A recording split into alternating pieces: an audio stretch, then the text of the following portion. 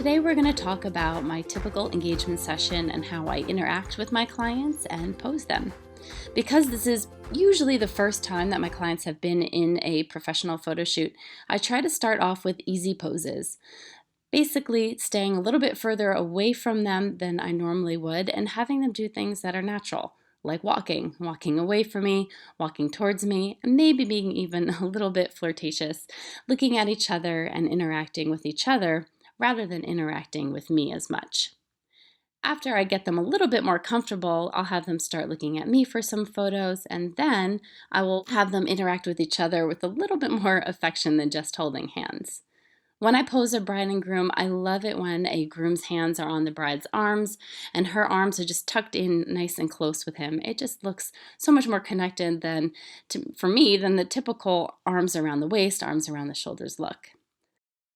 After I feel that my clients are comfortable being photographed, I'll move in typically with a 50mm 1.2 lens and photograph some more of the details, photographing the bride, having her looking at me, look at her fiance, maybe some of the details like the ring or anything else that would make for a cute photo.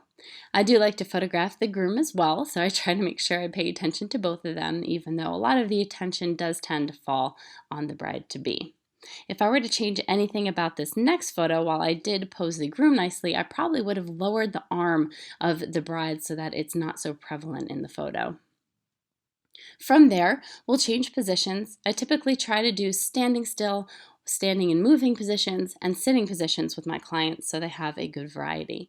Again, having them interact with each other is great. These tend to be the pictures that my clients like a little bit better and will blow up or make big pictures in the albums.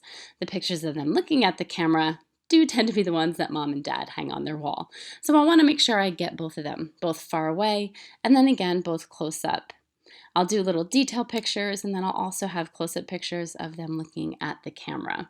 Again, I want to give them as much variety as I can in the hour-long session that I have with them, and I typically spend a little bit longer than that even with the couple, usually shooting about an hour before sunset so I have the best natural light. Even though my style is a little bit more light and airy and soft and romantic, I will do some that are a little bit more fashion forward, so some stronger poses just to give them again a little bit of variety. Posing the hands is something I like to pay special attention to, posing the hands on the lapel and then the bride with her hands on her hip. After that, I do get them a little bit closer together because again, those are the types of photos that they have learned to expect from me, so I want to keep those at the forefront of what I'm doing. Make sure you hit the subscribe button below so that you don't miss a thing here with Breathe Your Passion on Adorama TV, and I will see you next time.